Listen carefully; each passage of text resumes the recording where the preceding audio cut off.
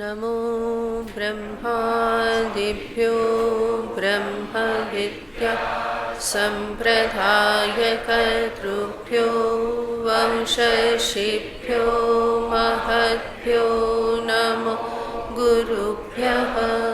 सर्वोपप्लवरहितप्रज्ञानघनप्रत्यगर्थो ब्रह्मैवाहमस्मि ब्रह्मैवाहमस्मि।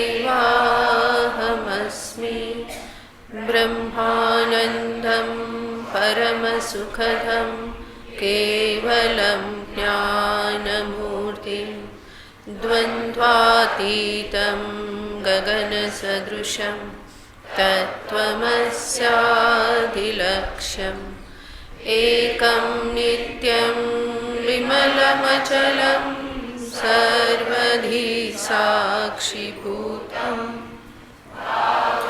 अतीतं त्रिगुणरहितं सद्गुरुं तं नमामि।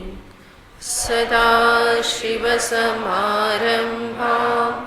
शङ्कराचार्यमध्यमाम् अस्मदाचार्यपर्यन्तां वन्दे गुरुपरम्परां। श्रुतिस्मृतिपुराणानाम् आलयं करुणालयं नमामि भगवत्पादं शङ्करं लोकशङ्करं। शङ्करं शङ्कराचार्यं केशवं बादरायणं सूत्रभाष्यकृतौ वन्दे भगवन्तौ पुनः पुनः। ईश्वरो गुरुरात्मेति मूर्तिभेदविभागिने व्योमवद्व्याप्तदेहाय दक्षिणामूर्तये नमः। ॐ सहना भवतु सहनौ भुनक्तु सह वीर्यङ्करभावहै तेजस्विनावधीतमस्तु मा विद्विषावहै। शान्ति शान्ति शान्तिः। ॐ पूर्णमदः पूर्णमिदं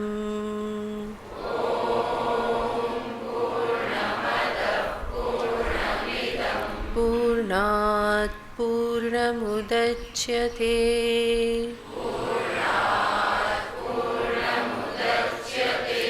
पूर्णस्य पूर्णमादाय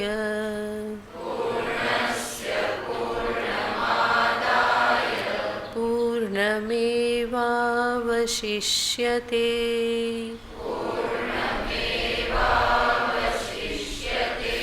ॐ शान्ति शान्ति शान्तिः।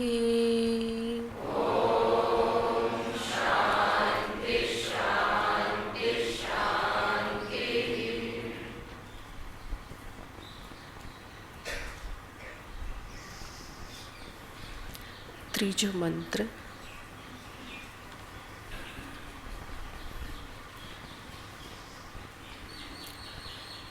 असूर्यान्नामते लोका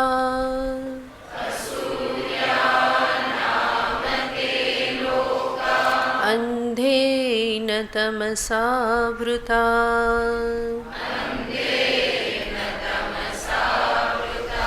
तागुस्ते प्रीत्याभिगच्छन्ति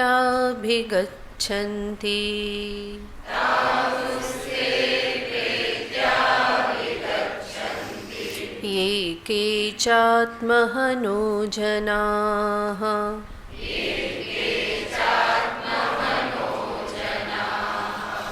अनेजदेकं मनसो जभियो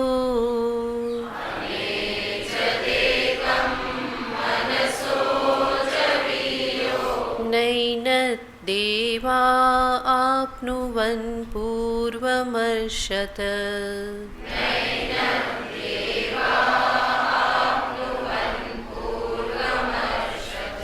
तद्धावतोऽन्यान्यत्तेति तिष्ठत्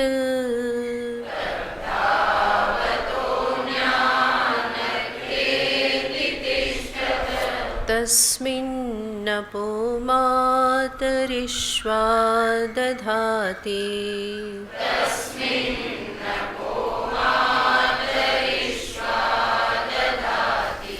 तदेजति तन्नेजति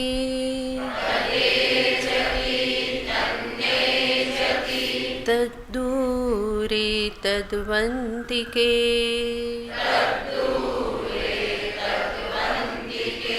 तदन्तरस्य सर्वस्य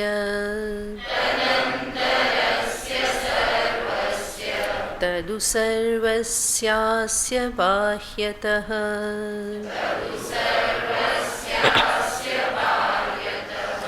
यस्तु सर्वाणि भूतानि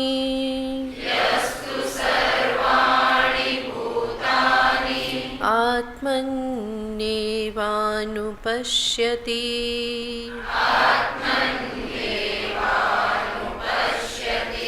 सर्वभूतेषु चात्मानं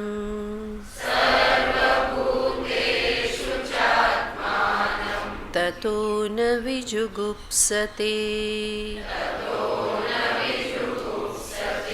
यस्मिन् सर्वाणि भूतानि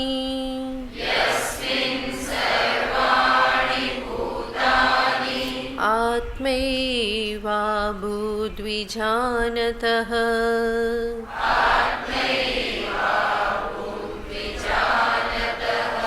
तत्र को मोहकः शोकः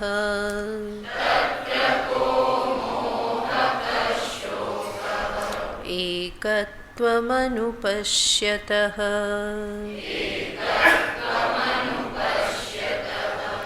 सपर्यगाच्छु क्रमकायमव्रणम्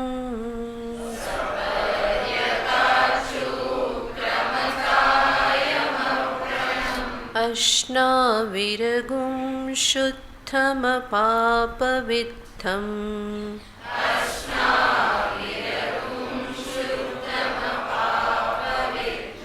कविर्मनीषी परिभूः स्वयंभूः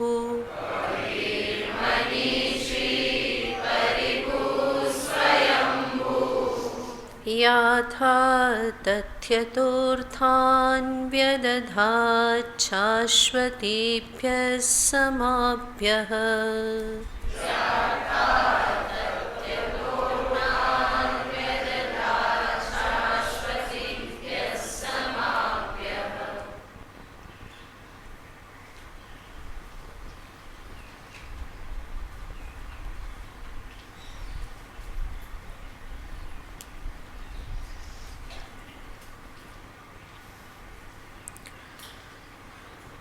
ઉપનિષદ જ્ઞાનનું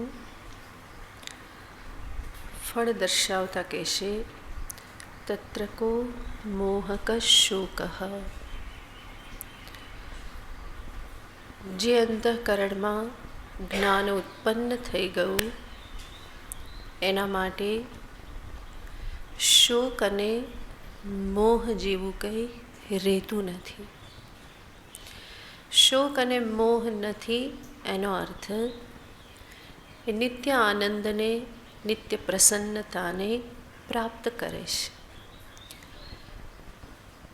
આજે હું દુઃખી છું અને આવતીકાલે હું સુખી થઈશ, આ છે શોક અને મોહન.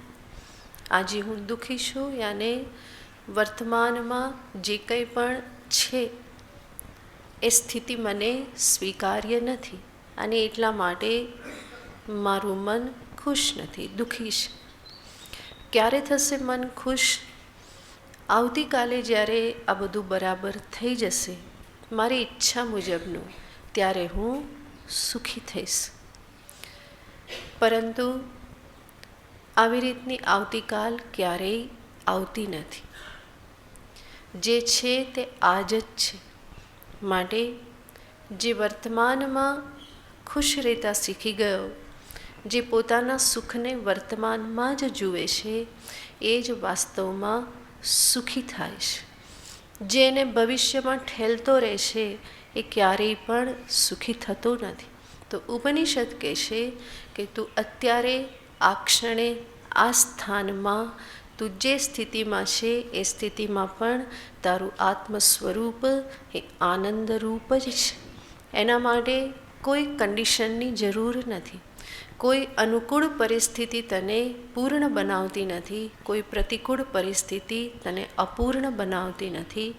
પરિસ્થિતિઓથી નિરપેક્ષતયા તું સ્વયં ચૈતન્ય સ્વરૂપે પૂર્ણ છે, નિત્ય સુખરૂપ છે, આનંદરૂપ છે. આ રીતે જ્ઞાનનું ફળ દર્શાવ્યું. હવે જે તત્વના જ્ઞાનથી આવું ફળ પ્રાપ્ત થાય છે એ તત્વનું નિરૂપણ જ 8મા મંત્રમાં ઉપનિષદ કરે છે.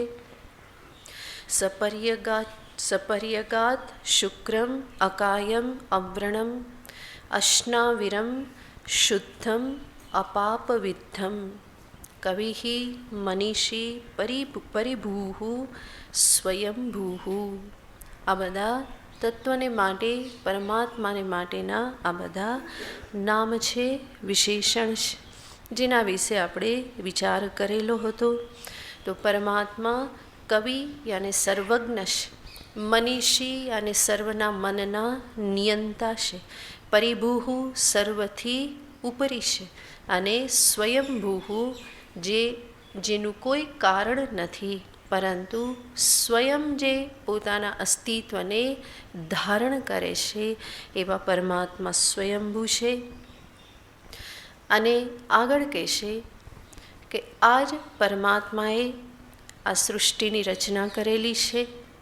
અને સૃષ્ટિની રચના કર્યા પછી સૃષ્ટિને યથાયોગ્ય રીતે ચલાવવાને માટે આગળ પણ વ્યવસ્થા કરેલી છે. શું વ્યવસ્થા કરેલી છે એને દર્શાવે છે. યાથા તથ્યતઃ અર્થાન વ્યદધાત શાશ્વતીભ્ય સમાભ્ય. આપણે પહેલાં પણ આ વિચાર કરેલો જ છે કે ઈશ્વર સૃષ્ટિની ઉત્પત્તિ કરે અને નિર્ગુણ પરબ્રહ્મ પરમાત્મા સૃષ્ટિની ઉત્પત્તિ માયા શક્તિ થકી કરે છે. જ્યારે નિર્ગુણ બ્રહ્મ માયા શક્તિથી યુક્ત થાય તો એને જ કહેવામાં આવે છે ઈશ્વર. ઈશ્વરી અને માયા વિશિષ્ટ બ્રહ્મ ચૈતન્ય. શુદ્ધ ચૈતન્ય સ્વરૂપ, વ્યાપક ચૈતન્ય કે જેમાં બીજું કંઈ જ મળેલું નથી, તો એવા શુદ્ધ પરમ તત્વને બ્રહ્મ શબ્દથી કહેવાય છે. અને આ જ ચૈતન્ય તત્વ પ્લસ માયા, તો એવું માયા વિશિષ્ટ ચૈતન્ય એને કહેવામાં આવે છે ઈશ્વર. શુદ્ધ બ્રહ્મને જ કહેવામાં આવે છે નિર્ગુણ બ્રહ્મ. એનું જ બીજું નામ છે નિરુપાધિક બ્રહ્મ. માયા વિશિષ્ટ બ્રહ્મ ચૈતન્યને કહેવાય છે ઈશ્વર. એનું બીજું નામ છે સગુણ બ્રહ્મ. ત્રીજું નામ છે સોપાધિક બ્રહ્મ.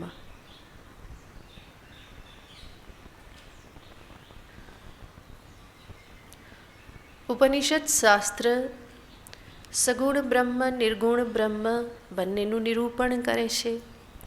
અને જ્યારે પરમ તત્વનું નિરૂપણ થતું હોય તો એમાં ઉપનિષદ ભેદ રાખતું નથી. સગુણ તત્વને પણ દર્શાવી દે, નિર્ગુણ તત્વને પણ દર્શાવે છે.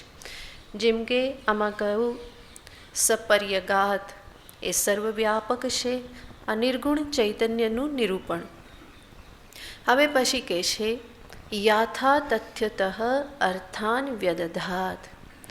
આ પરમાત્મા કે હવે સગુણ ઈશ્વર રૂપે નિરૂપણ કરતા કહે છે કે પરમાત્માએ સૃષ્ટિ કરી, માયા શક્તિથી યુક્ત થઈ આ સૃષ્ટિની ઉત્પત્તિ પરમાત્મા કરે, અને સૃષ્ટિની ઉત્પત્તિ કર્યા પછી સૃષ્ટિનું સંચાલન યથાયોગ્ય રીતે થતું રહે એટલા માટે અનેક એવા વિશેષ જીવોને, દેવતાઓને ઈશ્વર કાર્ય સોંપે છે. એક એક ડિપાર્ટમેન્ટ એને સોંપી દે છે કે આ તમારું કાર્ય છે, આ તમારું કાર્ય છે.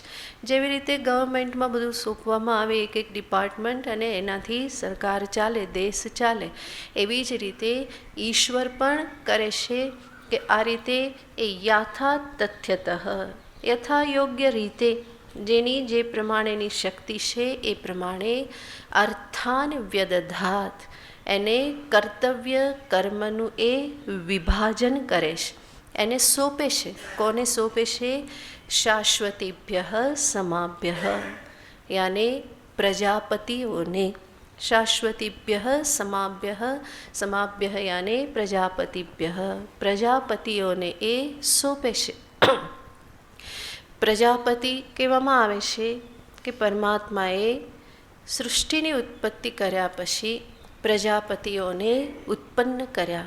14 પ્રજાપતિઓને ઉત્પન્ન કર્યા અને એમને એમના કર્તવ્યો જે છે એ એમને સોંપવામાં આવ્યા. તો એનો અહીંયા ઉલ્લેખ કરે છે. પ્રજાપતિ શબ્દનો અર્થ જ છે પ્રજાના પતિ. જે કંઈ પ્રજા છે એનું નિયંત્રણ કરનાર, એના સ્વામી, એને એના માર્ગ પર રાખનાર, એને જે કંઈ પણ આવશ્યક છે એ બધું પહોંચાડનાર, એવા જે છે એને કહેવામાં આવે પ્રજાપતિ. તો 14 પ્રજાપતિની સૃષ્ટિ કરી અને એમને ભિન્ન ભિન્ન કાર્યોની સોંપણી કરી. તો સમાભ્ય યાને પ્રજાપતિઓ માટે. આમ તો સમા શબ્દનો અર્થ ડિક્શનરી મિનિંગ છે વર્ષ. સંવત્સર, વર્ષ એને કહેવાય છે સમા. પરંતુ ભગવાન ભાષ્યકાર અહીંયા અર્થ કરતા કહેશે કે સમાભ્ય યાને પ્રજાપતિભ્ય.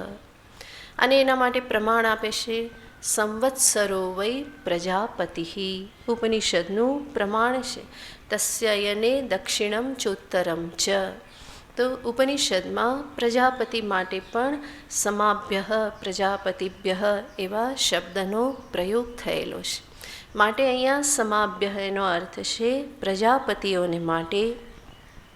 અને આ પ્રજાપતિ કેવા છે? તો બીજું વિશેષણ વાપર્યું છે શાશ્વતીભ્ય. શાશ્વતીભ્ય યાને જે નિત્ય છે, શાશ્વત છે.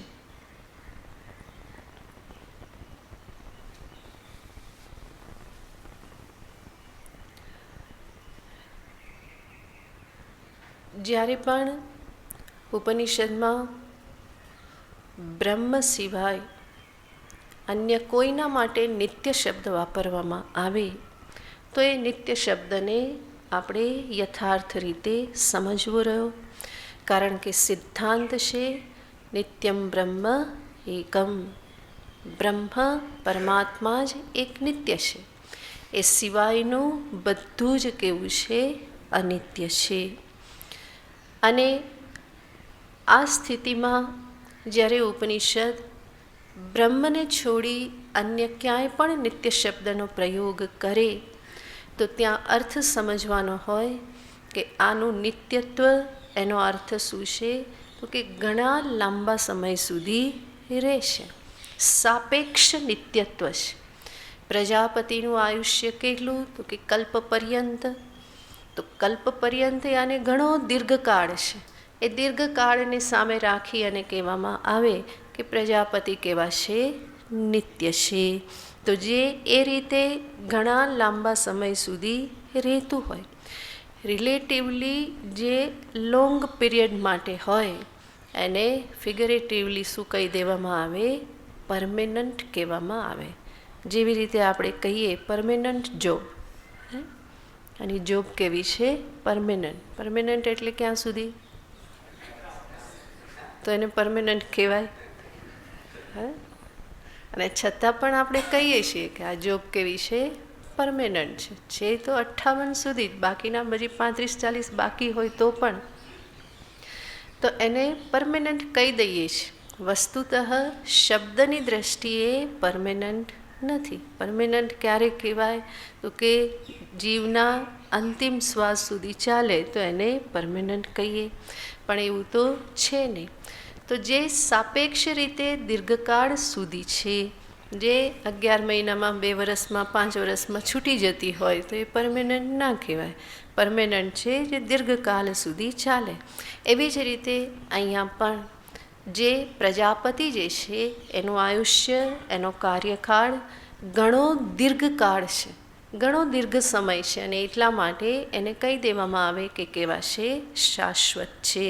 તો શાશ્વતીભ્ય સમાભ્ય અર્થાન વ્યદધાત. પરમાત્માએ એના કર્તવ્યોની એ વહેંચણી કરી કે જેના આધારે આ સમસ્ત સૃષ્ટિનું વ્યવસ્થિત સંચાલન થઈ રહેલું છે. તો આ મંત્રમાં નિર્ગુણ પરમાત્મા, સગુણ પરમાત્માનું નિરૂપણ ઉપનિષદે કર્યું. અને આ મંત્રની સાથે ઈશાવાસ્ય ઉપનિષદમાં પરમાત્મ તત્વ, નિર્ગુણ બ્રહ્મ તત્વનું નિરૂપણ અહીંયા સમાપ્ત થાય છે. જેનો પ્રારંભ થયેલો હતો ઉપનિષદના પ્રથમ મંત્રમાં જ્ઞાનનિષ્ઠાનું, જ્ઞાન સ્વરૂપનું નિરૂપણ કરવામાં આવેલું. અને સાથે સાથે એ જ્ઞાન પ્રાપ્તિને અર્થે નિવૃત્તિપરાયણ એવા સંન્યસ્ત જીવન માર્ગનું પણ નિરૂપણ થયેલું. ઈશાવાસ્યમ ઇદમ સર્વમ, આ જ્ઞાનનું સ્વરૂપ દર્શાવ્યું. એ જ્ઞાન પ્રાપ્તિને અર્થે તેન ત્યક્તેન ભુંજીથાહ મા ગૃધ કસ્ય સ્વિદ્ધનમ, આ સંન્યસ્ત જીવન પદ્ધતિ બતાવી. બીજા મંત્રમાં કર્મનિષ્ઠાનું નિરૂપણ કરવામાં આવ્યું. કુર્વન્ને વેહ કર્માણી જીજીવિષેદ શતમ સમાહ. તો આ બીજા મંત્રમાં પ્રવૃત્તિ માર્ગ એવા ગૃહસ્થ જીવનનું નિરૂપણ કરવામાં આવ્યું. ત્રીજા મંત્રમાં ભોગનિષ્ઠ એવા જીવનની વાત કરવામાં આવી કે જે કોઈ રીતે સ્વીકાર્ય નથી. અસૂર્યા નામ તે લોકાહ અંધેન તમસા વૃતાહ. તો આ 3 મંત્રમાં 3 નિષ્ઠાની વાત થઈ. જ્ઞાનનિષ્ઠા, કર્મનિષ્ઠા, ભોગનિષ્ઠા. હવે જે જ્ઞાનનિષ્ઠા, જ્ઞાન સ્વરૂપની વાત હતી, જે સંક્ષેપમાં કહેવામાં આવેલી હતી, એનો વિસ્તાર કરવામાં આવ્યો 4, 5, 6, 7, 8 આટલા મંત્રમાં. હવે પછી બીજા મંત્રમાં જે કહેવામાં આવ્યું હતું, કુર્વન્ને વેહ કર્માણી જીજીવિષેદ, એ કર્મ માર્ગનું જે નિરૂપણ કર્યું હતું, પ્રવૃત્તિ માર્ગનું, એનું હવે વિસ્તારથી નિરૂપણ કરે છે 9મા મંત્રથી 14મા મંત્ર સુધી, 6 મંત્રમાં. અને પછી 15, 16, 17, 18 આ છેલ્લા 4 મંત્ર જે છે એ પ્રાર્થનારૂપ મંત્ર છે. ઉપનિષદની ખૂબ સુંદર પ્રાર્થનાઓ છે કે આટલી પ્રાર્થનાઓ બીજે ક્યાંય જોવામાં આવતી નથી. એટલી એક સાથે પ્રાર્થના એ 4 મંત્રમાં ઉપનિષદ દર્શાવે છે. તો આ રીતે આ આખું ઈશાવાસ્ય ઉપનિષદ એનું આ સ્વરૂપ છે. એમાં હવે 9મા મંત્રથી પ્રારંભ થાય છે પ્રવૃત્તિ માર્ગનું નિરૂપણ. અને પ્રવૃત્તિ માર્ગ યાને જે કર્મ માર્ગ છે એના સંદર્ભની ઉપનિષદ વાત કરે છે. જે જ્ઞાનની વાત કરી એ જ્ઞાનનો અધિકારી એક વિલક્ષણ છે, વિશેષ ગુણ સંપન્ન એવો અધિકારી આ ઉપનિષદનું જ્ઞાન પ્રાપ્ત કરી શકે છે.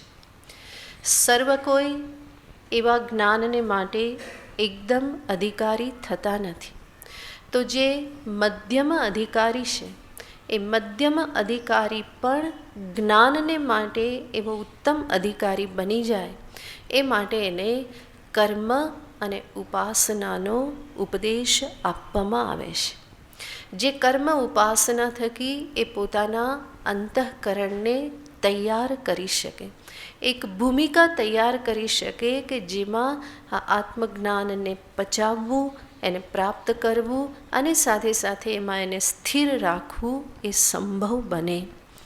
તો એવા મંદ મધ્યમ અધિકારીને માટે હવે પછી કર્મ ઉપાસનાના સંદર્ભમાં ઉપનિષદ કેટલીક સ્પષ્ટતા કરે છે.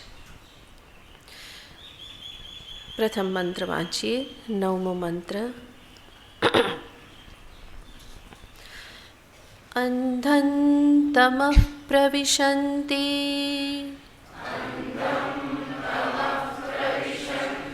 યે વિદ્યામુપાસતે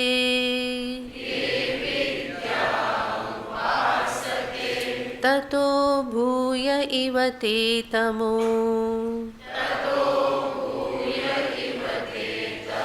યૌ વિદ્યાયા ગુમ્રતાઃ.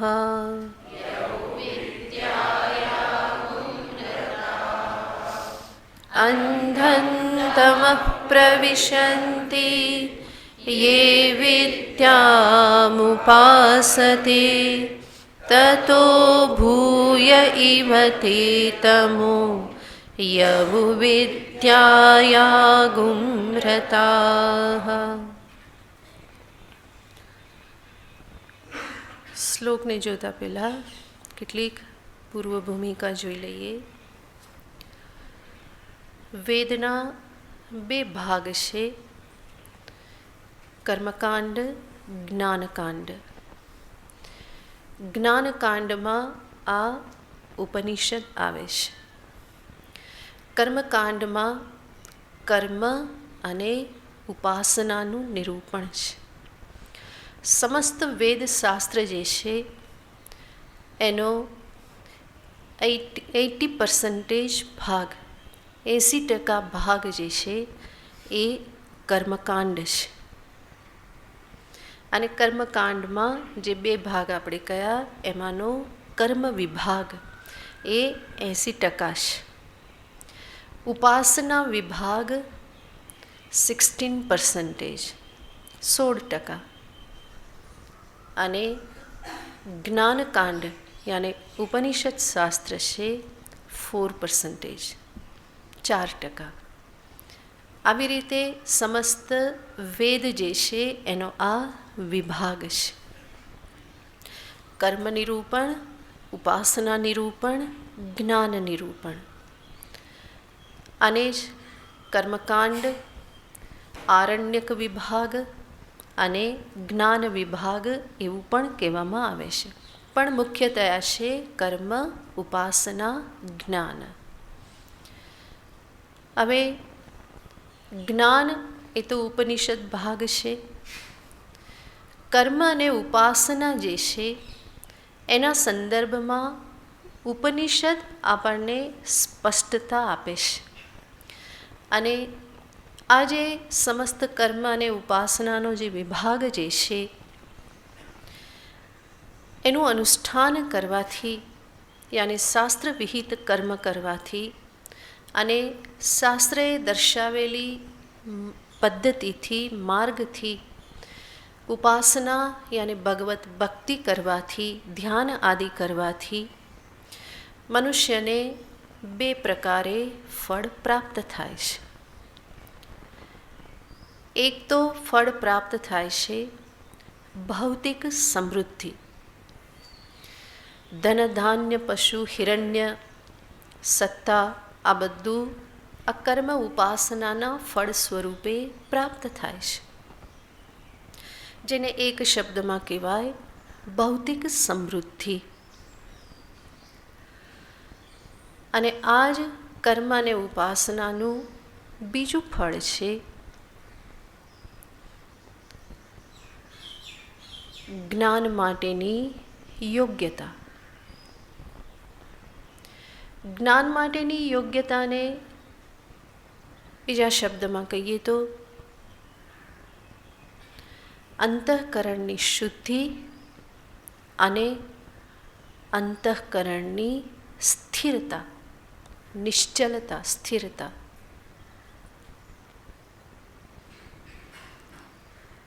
ઘણા બધા સદ્ગુણોનું લિસ્ટ દર્શાવવામાં આવે છે અધિકારીને માટે, પરંતુ એ બધા જ સદ્ગુણ જે છે એ આ બેમાં આવી જાય છે, શુદ્ધિ અને સ્થિરતા. સ્વયં ઉપનિષદ કહેશે, દૃશ્યતે ત્વગ્રયા બુદ્ધ્યા સૂક્ષ્મયા સૂક્ષ્મદર્શિભિ. સૂક્ષ્મ બુદ્ધિ, શુદ્ધ બુદ્ધિ, અગ્રબુદ્ધિ યાને એકાગ્ર બુદ્ધિ આ ઉપનિષદમાં કહેવામાં આવે છે. તો કર્મ અને ઉપાસના જ્યારે નિષ્કામ ભાવે કરવામાં આવે તો એનું ફળ મળે છે આ શુદ્ધિ અને એકાગ્રતા. એ જ જ્યારે સકામ ભાવે કરવામાં આવે તો એનું ફળ મળે છે ભૌતિક સમૃદ્ધિ.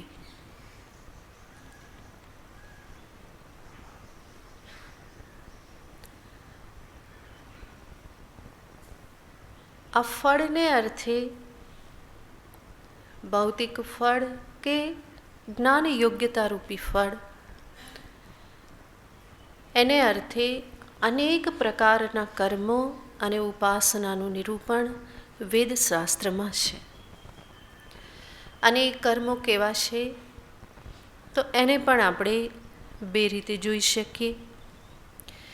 એક તો છે કાયિક કર્મ અને બીજા છે વાચિક કર્મ. કાયિક કર્મ, વાચિક કર્મ.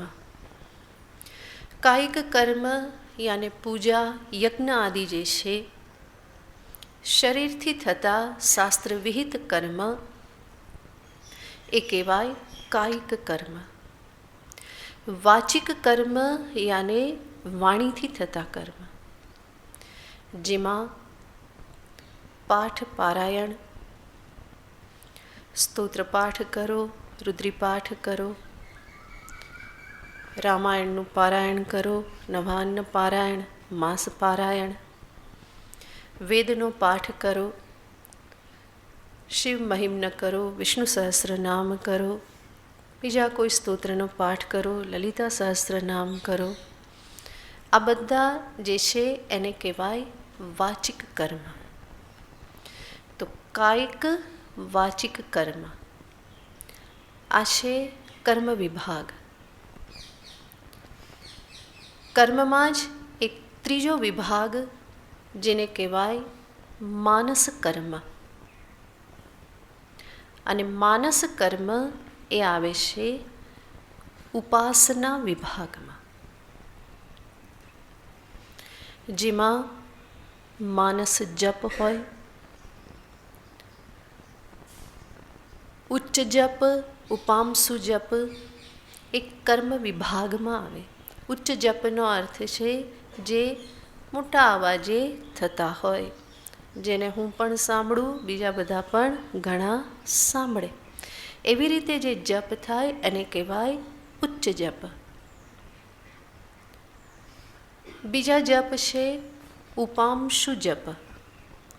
ઉપાંશુ જપનો અર્થ છે કે જેમાં હોઠ ફફડતા હોય, જીભ હલતી હોય, ધીમો અવાજ હોય કે જે માત્ર મને સંભળાય, બીજાને નહીં.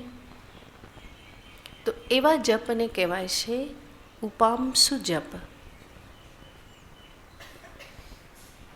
અને ત્રીજા જપ છે કે જેમાં હોઠ જીભ કંઈ હલતું ના હોય, પરંતુ કેવલ માનસ ઉચ્ચારણ જ્યાં થતું હોય, અંદર જ ઉચ્ચારણ થતું હોય, તો એવા જપને કહેવાય છે માનસ જપ.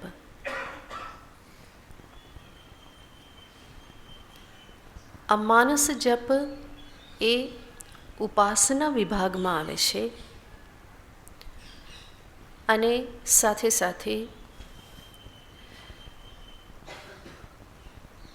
અનેક પ્રકારના ધ્યાન જે છે એ પણ ઉપાસના વિભાગમાં આવે છે. દેવી દેવતાઓનું ધ્યાન, શરીરની અંદર ચક્રોનું ધ્યાન, કે પછી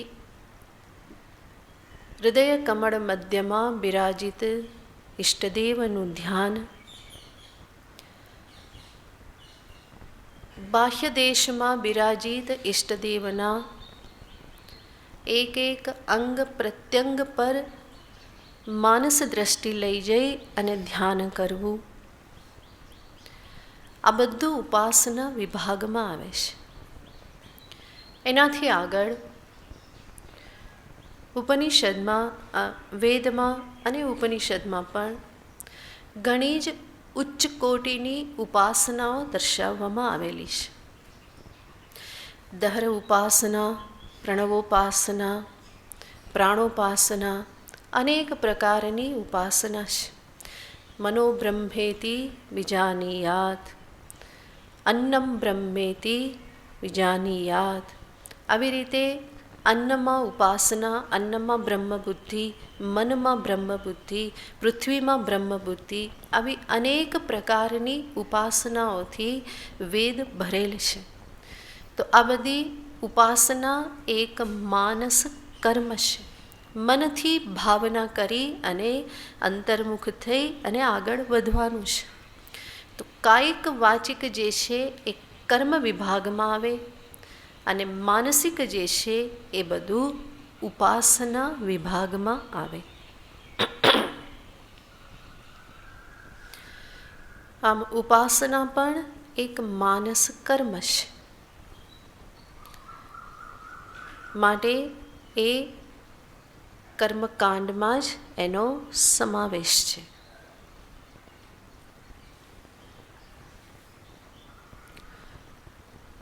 આપણા શાસ્ત્રમાં પ્રત્યેક કર્મ, પ્રત્યેક ઉપાસનાનું ફળ દર્શાવવામાં આવ્યું છે. આજે આપણે જોઈએ છીએ કર્મ અને ઉપાસના. શાસ્ત્રમાં એક ત્રીજી બાબત પણ કહેવામાં આવેલી છે અને એ છે કર્મ અને ઉપાસનાનો સમુચ્ચય. તો 3 કેટેગરી થાય છે. એક છે કેવલ કર્મ, બીજું છે કેવલ ઉપાસના અને ત્રીજું છે કર્મ ઉપાસનાનો સમુચ્ચય, યાને કર્મ ઉપાસનાનું સહ અનુષ્ઠાન. તો આ 3 વિભાગ થાય છે. માત્ર કર્મ, માત્ર ઉપાસના અને કર્મ ઉપાસના સાથે સાથે. સ્પષ્ટ થયું? આટલું સ્પષ્ટ હશે તો મંત્ર સમજાશે, નહીં તો નહીં સમજાય. તો 3 વિભાગ છે. હું કેવળ કર્મનું અનુષ્ઠાન કરી શકું, નહીં તો હું કેવળ ઉપાસના કરી શકું, અને ત્રીજું છે હું મારા જીવનમાં કર્મ અને ઉપાસના બંનેને સ્થાન આપી શકું, બંનેનું સહ અનુષ્ઠાન કરી શકું. ઉપનિષદ શાસ્ત્રને આ 3 વિકલ્પમાંથી ત્રીજો વિકલ્પ શ્રેષ્ઠ લાગે છે. ઉપનિષદનું કહેવું છે જીવનમાં કર્મ અને ઉપાસના બંનેનો સમન્વય હોવો જોઈએ. યાને સ્થૂળ શરીર અને વાણીથી પણ કર્મ થવા જોઈએ અને માનસ કર્મ પણ થવા જોઈએ. આ કર્મ ઉપાસનાનો સમુચ્ચય જે છે એના થકી ઉપનિષદ મને પ્રવૃત્તિ નિવૃત્તિનો સમુચ્ચય દર્શાવે છે. કર્મ એ છે સ્થૂલ શરીરથી થતી પ્રવૃત્તિ. ઉપાસના કે જ્યાં સ્થૂલ શરીરની પ્રવૃત્તિ શાંત થઈ જાય છે, કેવલ સૂક્ષ્મ શરીર મન જ જ્યાં કાર્ય કરે છે. જે ઉપાસનાના પરિણામે મનુષ્યને શાંતિથી બેસવાની ટેવ પડે છે, સ્થિર બેસવાની, મનને એક જગ્યામાં લાગી રાખવાની, આ બધી ટેવ આદત ઉપાસનાના અભ્યાસથી પડે છે. અને ઉપનિષદ ઈચ્છે છે કે મનુષ્યને માટે આ પણ આવશ્યક છે.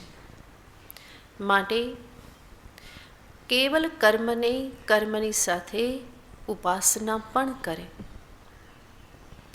એટલું જ નહીં, સાથે કહે છે કેવલ ઉપાસના પણ નહીં, એની સાથે સાથે કર્મ પણ કરે. કેવલ ઉપાસના કદાચ એટલું કરવાનું સામર્થ્ય ન હોય તો એ આળસુ બની રહે, જડતામાં સરી પડે. માટે કર્મનો પણ સહારો લેવાનો. કેવલ કર્મ કરતો રહે તો બહિર્મુખ જ બની રહે, અંતર ક્યારેય શાંત નહીં થાય. માટે કર્મની સાથે સાથે ઉપાસનાનો પણ સહારો લેવાનો. જેવી રીતે કેટલીક મેડિસિન હોય એ અલગ અલગ આપવામાં આવે તો એટલું કામ ના કરે, કરે પણ એટલું ના કરે. પણ જ્યારે એ બંનેને સાથે આપવામાં આવે તો એ બહુ વધારે સારું કામ કરે.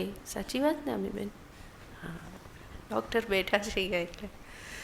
તો જ્યારે એને સાથે આપવામાં આવે તો એ વધારે સારું કામ કરે.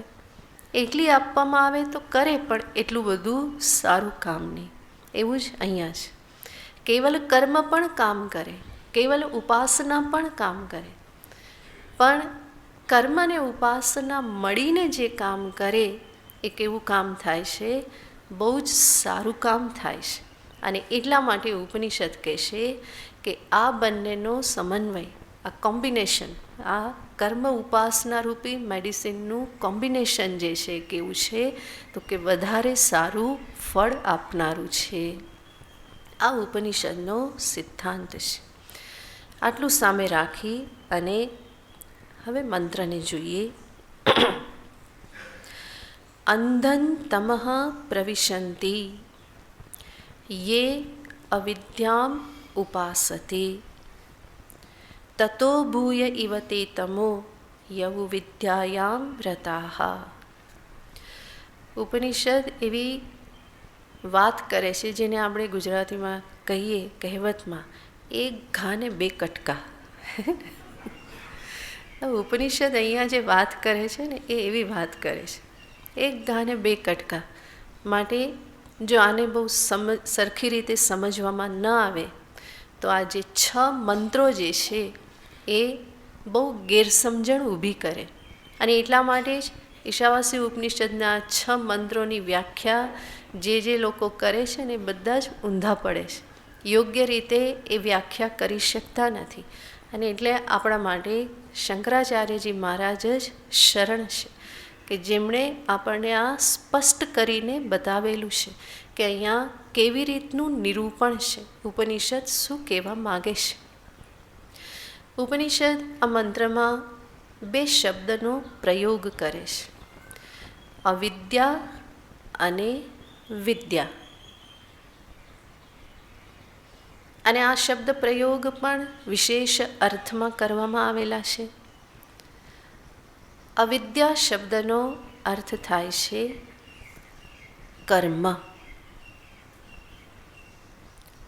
અને વિદ્યા શબ્દનો અર્થ થાય છે ઉપાસના.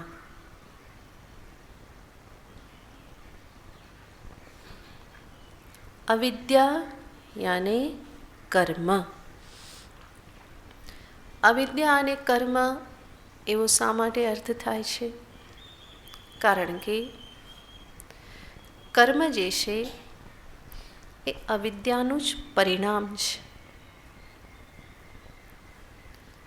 અવિદ્યાનું જ કાર્ય હોવાથી કાર્યને કારણના નામથી કહી દેવામાં આવેલ છે. આમ પણ અર્થની દ્રષ્ટિએ જોઈએ તો અવિદ્યાનો અર્થ થાય છે જે વિદ્યાથી વિરોધી છે. એને શું કહીએ? અવિદ્યા. સમજણ વગરના કર્મ, સકામ કર્મ, સમજણ વગરના કર્મ જે છે એ મને વિદ્યાથી ઘણા દૂર લઈ જાય છે.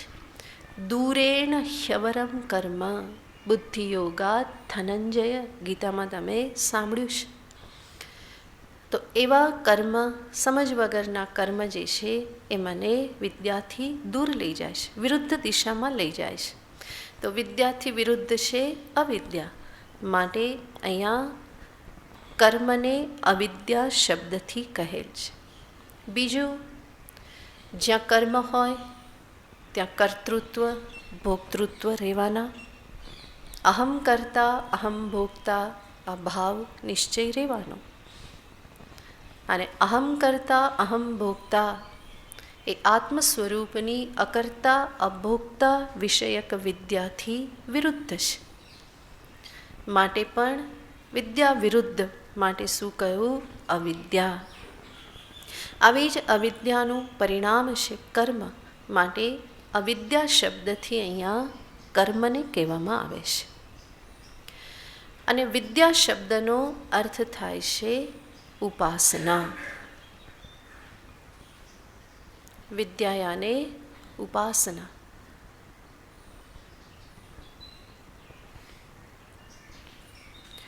ઉપાસનાને વિદ્યા શા માટે કહેવામાં આવે છે? એટલા માટે કે આ ઉપાસના મને વિદ્યાથી નજીક લઈ જનાર છે, આત્મવિદ્યાથી નજીક લઈ જનાર છે.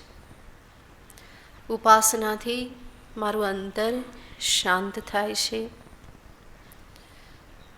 ઇન્દ્રિયો ઉપર સંયમ પ્રાપ્ત થાય છે, મનમાં ધૈર્ય પ્રાપ્ત થાય છે, મન એકાગ્ર થાય છે, નિશ્ચલ થાય છે. આ બધા થકી હું વિદ્યાથી ઘણો નજીક પહોંચું છું, આત્મજ્ઞાનથી ઘણો નજીક પહોંચું છું. અને એટલા માટે ઉપાસનાને વિદ્યા શબ્દથી કહી દેવામાં આવે છે.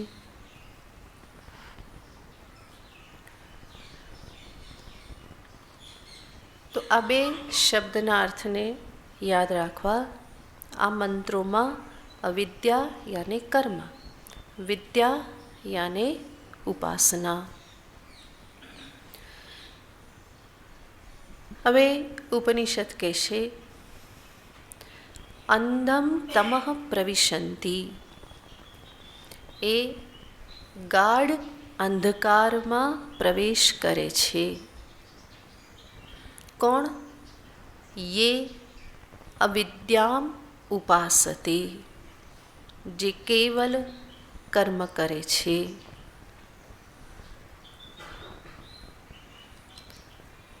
આગળ કહે છે તતો ભૂય ઇવ તે તમઃ, અને એના કરતાં પણ ગાઢ અંધકારમાં પ્રવેશ કરી જાય છે. કોણ? યવુ વિદ્યાયામ રતાઃ, જે કેવળ ઉપાસનામાં જ રત છે. શું સમજવું આ મંત્રમાં? હે, એટલા માટે આચાર્યો પરંપરાની આવશ્યકતા છે. જે કેવળ કર્મ કરે એ ઘોર અંધકારમાં પ્રવેશે છે, અને જે કેવળ ઉપાસના કરે એ એના કરતાં પણ ઘોર ભૂય ઇવ તે તમઃ, એના કરતાં પણ વધારે અંધકારમય જગતમાં પ્રવેશે છે. કઈ રીતે? જોઈએ, ચિંતાનું કારણ નથી. બરાબર. સર્વપ્રથમ તો આપણે સમજવું જોઈએ કે ઉપનિષદ જ્યારે પણ કોઈ સાધનને ગ્લોરીફાય કરવા માગતું હોય ત્યારે એ અન્ય સાધનને એ દશામાં મૂકી દેશે અને કહે છે કે એનાથી કંઈ થતું નથી. ફરી પાછું એમાંના જ કોઈ સાધનને ગ્લોરીફાય કરવું હોય ત્યારે બીજા બધાને કહી દે કે આનાથી કંઈ થતું નથી.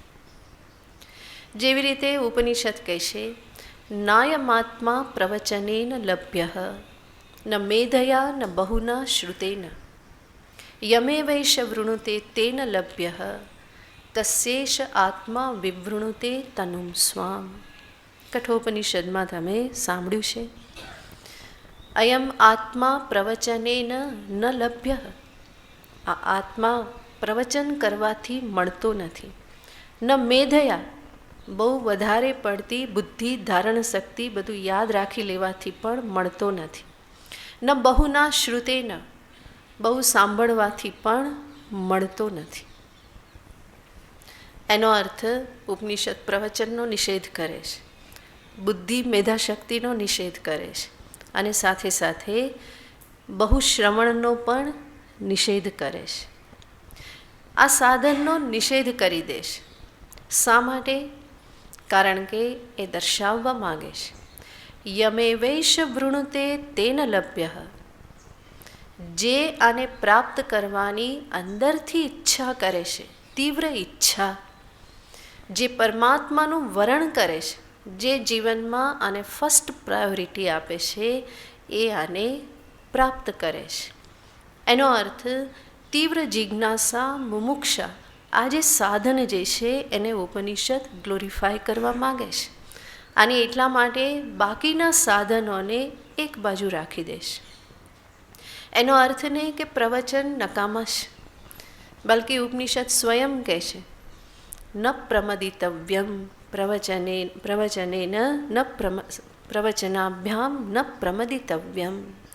પ્રવચનમાં પ્રમાદ નહીં કરવો જોઈએ, સ્વાધ્યાય કરવામાં પ્રમાદ નહીં કરવો જોઈએ. ઉપનિષદ કહેશે ન બહુના શ્રુતેન, અને ત્યાં જ શાસ્ત્ર કહેશે પૌનઃ પુણ્યેન શ્રવણમ કુર્યાત, ફરી ફરીને શ્રવણ કરે. એનો અર્થ શ્રવણનું પણ મહાત્મ્ય છે જ. બુદ્ધિશક્તિ ન મેધયા કહેશે, અને બીજી બાજુ કહેશે દૃશ્યતે ત્વગ્રયા બુદ્ધ્યા સૂક્ષ્મયા સૂક્ષ્મદર્શિભિ. સૂક્ષ્મ બુદ્ધિથી આ દેખાય છે, જણાય છે. અને અહીંયા શું કીધું? ન મેધયા, મેધાશક્તિ બુદ્ધિશક્તિથી પ્રાપ્ત થતો નથી.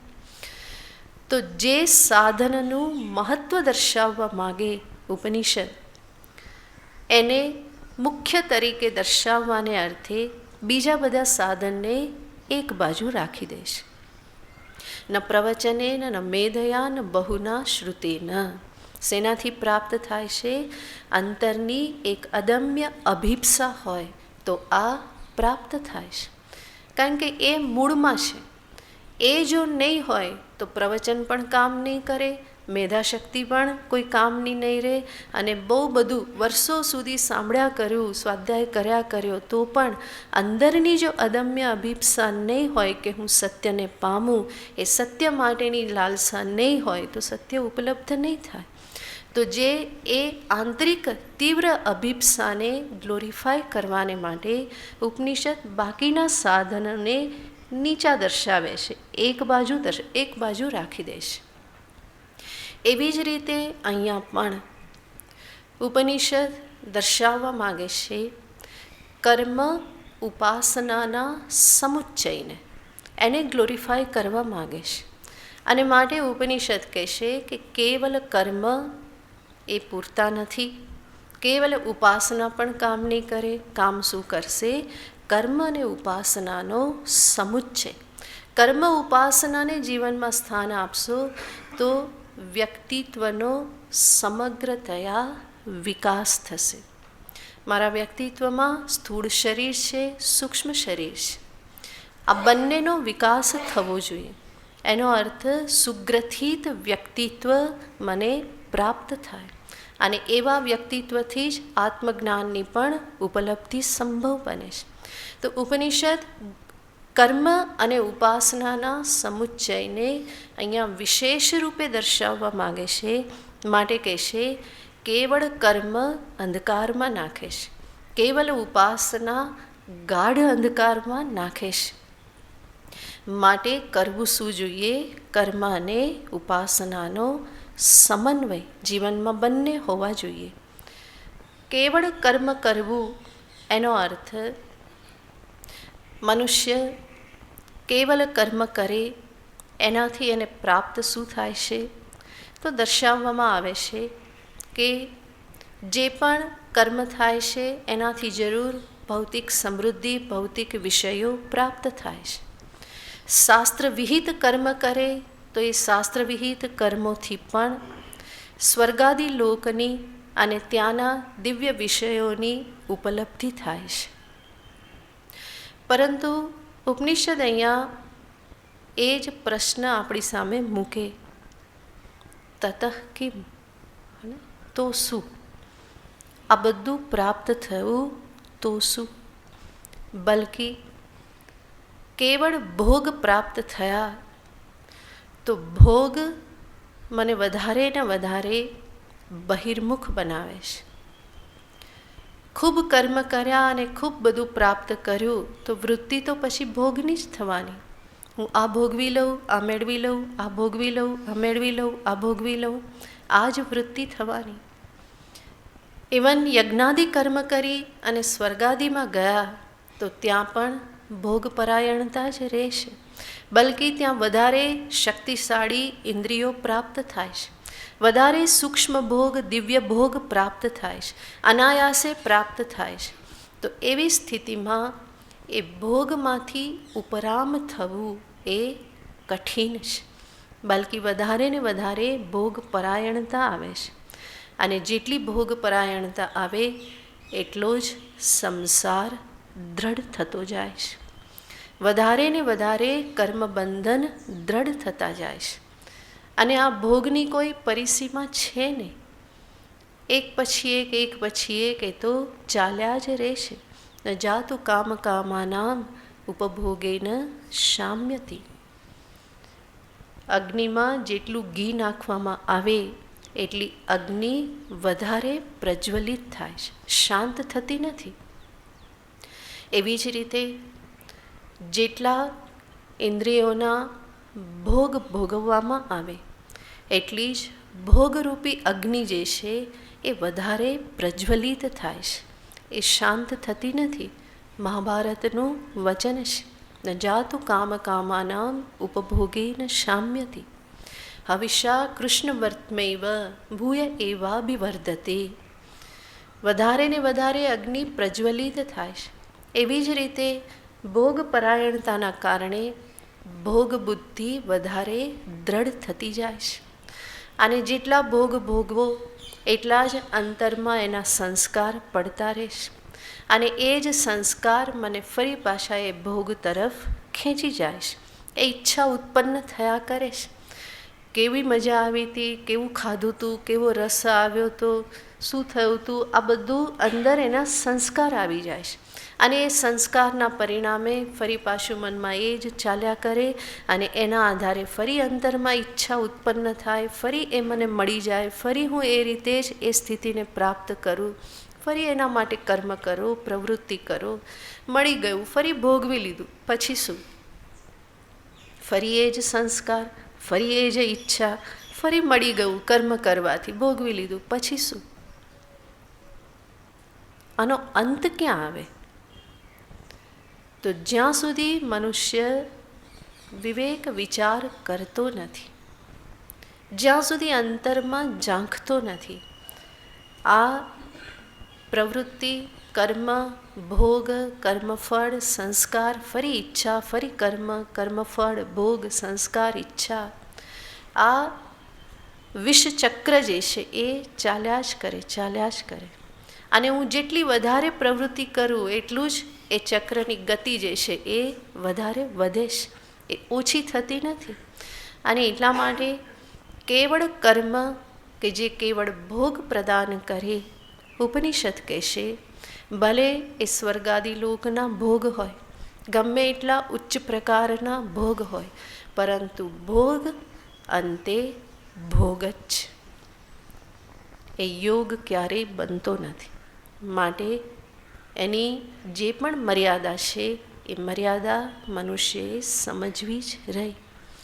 તો કેવળ કર્મ અને કર્મનું લક્ષ્ય કેવળ આ ભોગ કર્મફળ મને પ્રાપ્ત થતા રહે એવું લક્ષ્ય રાખી અને તમે કર્મ કરો.